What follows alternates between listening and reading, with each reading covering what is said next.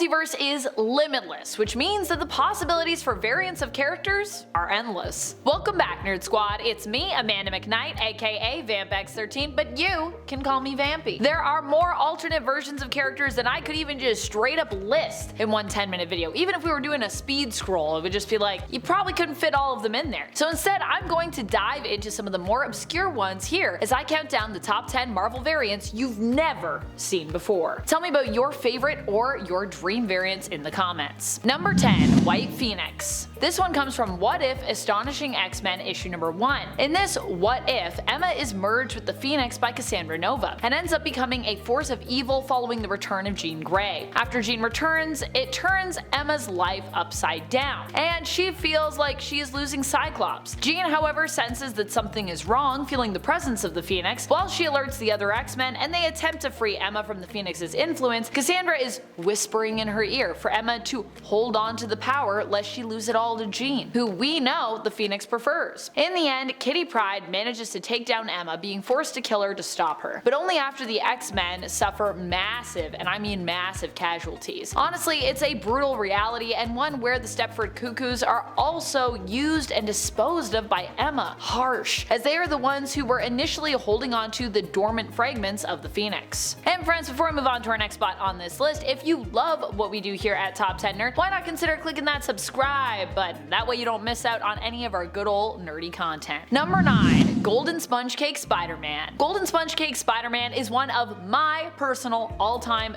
favorite weirdo versions of Spider-Man. I love him so much. What is his thing? Well, he hails from the Hostess snack ads. So his whole thing is basically defeating villains with delicious Hostess snacks. The real tragic thing about Golden Spongecake Spider-Man is that he no longer is alive in the comics. The real tragic thing about Golden Spongecake Spider-Man is that he was killed in the comics. No! Sadly, he was one of the multiversal Spider-Men to be defeated when Morlun and the Inheritors started attacking the Spider Totems across all realities. What is a Spider Totem? If you're wondering, it's basically an alternate version and also the main versions of Spider-Man. It's just like a technical term that's used in the comics to refer to superheroes who were fated to become spider-themed heroes. The Inheritors are energy vampires who devour totemic energy, which means that Golden Spongecake Spider-Man ended up as their prey and victim ultimately. Not all Spider folks fell during Spider-Verse or Spider-Geddon, but when Golden Spongecake Spider-Man fell, I thought to myself, oh,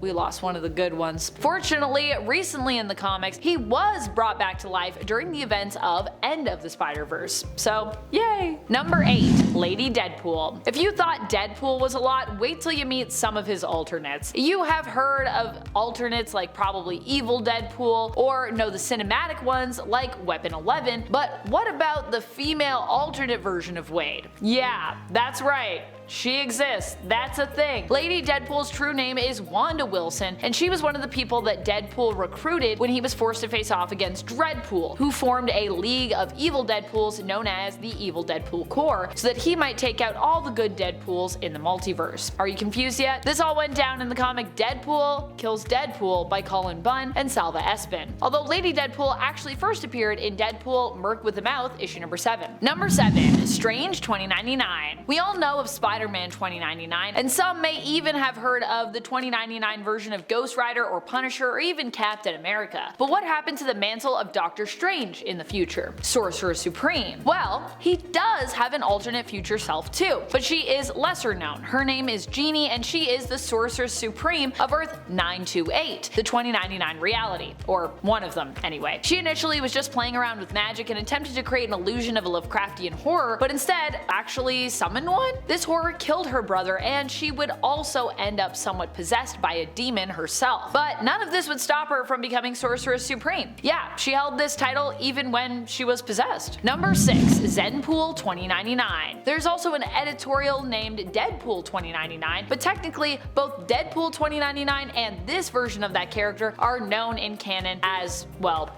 Deadpool. For this point, we are talking about a future version of Deadpool's daughter, Ellie Camacho, aka Ellie Preston. She was the adopted daughter of Emily Preston, and I believe is still the biological daughter in this alternate reality of Wade Wilson's Deadpool, I think. Her stepsister, Warda, is known as Deadpool 2099 in this reality and is kinda evil, whereas Ellie is like a good version of Deadpool. She fought to avenge and help her father regain control over Warda, who was his daughter that he hadn't known that he'd actually had with his ex-wife Shikla. In this reality, Ellie has resurrection powers, so when she would die, she instead regenerates to the body of a teenager, but her mind remains intact and is not reverted, so she's just like really old in her mind but young in her body. Number 5. Old Man Spider. So weird seeing Ezekiel Sims in the Madam Web trailer, considering I had completely forgotten the role that he played in the main continuity, other than I guess his involvement with Silk, which I always remember, and keeping her, you know, in a bunker for most of her life. That's the part that always sticks with me, but the rest of it I always forget about. When I think of Ezekiel Sims now in the comics, I usually actually think first of his variant, actually, Old Man Spider. Perhaps it's because the reveal of who Old Man Spider was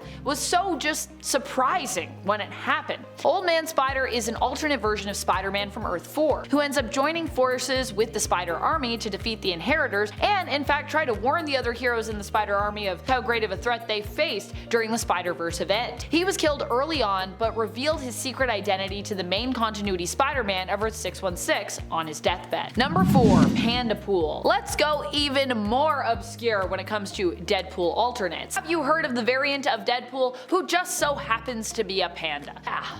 That's the thing. We know this version of Deadpool as simply Pandapool. Pandapool doesn't seem to have a real name and hails from his own reality entirely, Earth 51315. So overall is an extremely niche and mysterious character. And also sadly, a very dead character. Pandapool was taken out in the second last issue of Deadpool Kills Deadpool as he was part of the evil Deadpool Corps, the bad guys, who of course had to be defeated because that's, you know, just how these stories go. Number 3. Little Dr. Doom.